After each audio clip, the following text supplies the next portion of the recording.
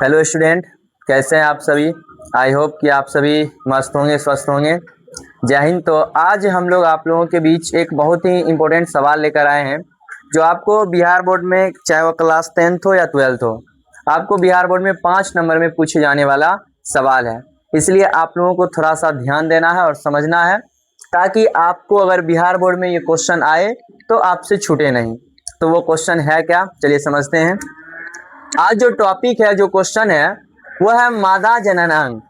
यानी एक स्त्री का जो जनन अंग होता है वो किस प्रकार होता है, और वो स्त्री का जो जनन अंग होता है वो कैसे एक संतान की उत्पत्ति करता है, उसके बारे में हम लोग आजकल बहुत सारे बात इसमें हम लोग जानेंगे। चलिए चलते हैं, हम लोग जानते हैं कि क्या होता है मादा जनन अंग और ये किस तरह एक संतान को उत्पत्ति करता है, इसमें कैसे कौन सी प्रक्रिया होती है इससे एक संतान की उत्पत्ति होता है, और ये आपको नामांकित चित्र भी पूछा जा सकता है। इसलिए यहाँ पर ध्यान देकर बेहतरीन ढंग से कुछ सेकेंड, कुछ मिनट टाइम दीजिए, ताकि हम एक्सप्लेन करके आपको अच्छे तरीके से समझा सकें। तो चलिए चलते हैं।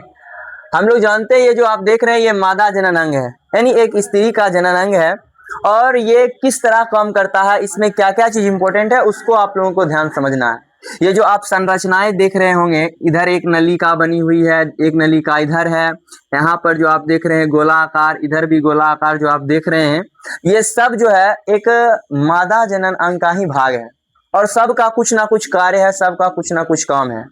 अगर आपको ये सटीक तरीके से आप समझ जाते हैं तो सबसे बेहतरीन आप लोग क्या करिएगा, बिहार बोर्ड में इसको बनाकर आइएगा।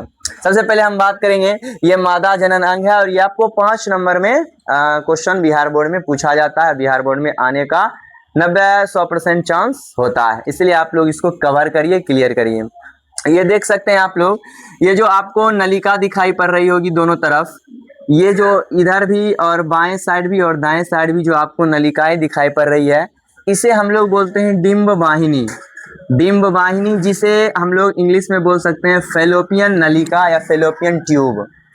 दोनों तरफ होता है, दायां साइड भी और बायां साइड भी, बायां दायां दोनों तरफ जो पाया जाता है ये नलिका, इसी नलिका को हम लोग डिंब वाहिनी या फिर फेलोपियन नलिका कहते हैं। उसके बाद आप देखिएगा कि फेलोपियन नलिका सबसे आगे वाला भाग, सबसे लास्ट छोर पर गोलाकार आकार आपको दोनों तरफ दिखाई पड़ रहा होगा, इसी को कहा जाता है अंडाशय।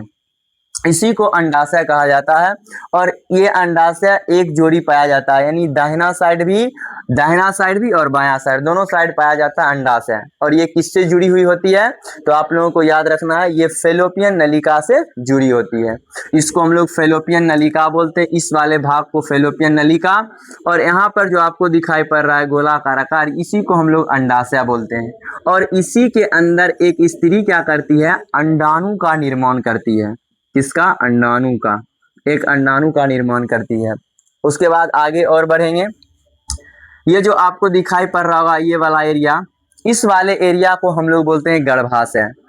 ये गर्भाशय बोलते हैं, और यहीं पर आप लोगों को पता होगा यही गर्भाशय है जहां पर स्त्री क्या करती है, 9 माह तक बच्चे का पालन और पोषण यहीं पर होता है। 9 मंथ तक, 9 महीने के बाद बच्चे का जन्म होता है।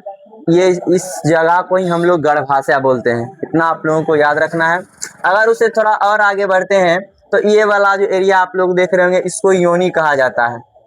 योनि, ये एक नली होती है। ये नली जो होती है, अगर हम बात करें तो ये नली जो होती है, ये 7 से 10 सेंटीमीटर लंबी नली होती है।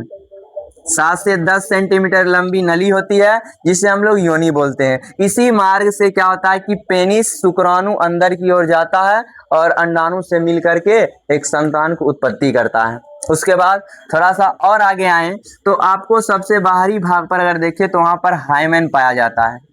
जी हाँ, हाइमेन पाया जाता है, जो कि हर एक स्त्री में होता है, हर एक लड़की के अंदर भी ये हाइमेन होता है। लेकिन कभी कभी क्या होता है कि ये हाइमेन टूट जाता है। जैसे मान लीजिए कि कोई स्त्री क्या करे कि मान लीजिए साइकिल चला रही है, या फिर व्यायाम कर रही है, या कभी कभी क्या होता है बाय मिस्टेक अगर चोट उट लग जाने के कारण क्या होता है, ये हाइमेन जो होता है, इसको हम लोग सील भी कहते हैं, कहीं कहीं पर आपको बुक में सील भी लिखा रहेगा। ये हाइमेन क्या होता है, टूट जाता है। टूट जाने के कारण थोड़ा बहुत रक्त या ब्लडिंग आता है, उससे घबराने की जरूरत नहीं है। बस एक छोटा सा परत होता है, एक छोटा सा झिल्ली होता है। जो चोट लगने के कारण या साइकिल चलाते टाइम या फिर व्यायाम करते समय ये क्या होता है कि टूट जाता है हाइमेन।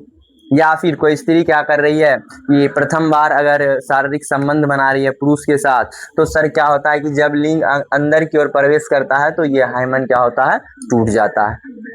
तो आई होप कि आपको ये वीडियो बहुत ही बेहतर लगा होगा और आप इसको बेहतरीन ढंग से समझ भी गए होंगे, क्योंकि ये फिगर जो है आपको 5 नंबर में पूछा जाता है। 5 नंबर का सवाल है, इसलिए समझिए बेहतरीन ढंग से कि इस बीच वाले भाग को गर्भाशय बोलते हैं। ये जो आपको दोनों तरफ नली दिखाई पड़ रही है इसे डिंब वाहिनी या फिर फैलोपियन नलिका कहते हैं। और इसी फैलोपियन नलिका से दोनों तरफ जो गोलाकार आपको दिखाई पड़ रहा है ये अंडाशय होता है, और इसी अंडाशय के अंदर अंडाणु का निर्माण होता है। और एक चीज आप और देख रहे होंगे कि ये अंडाशय के ऊपर एक झालर आकार का कुछ डिजाइन बना हुआ है। ये जो आप देख रहे हैं इसको फिब्री कहा जाता है। फिब्री, यही फिब्री क्या करता है, ये अंडाशय को दोनों तरफ से पकड़ कर रखता है और इसी में अंडाणु का निर्माण होता है। कहाँ में, तो बोलना है आपको अंडाशय के अंदर।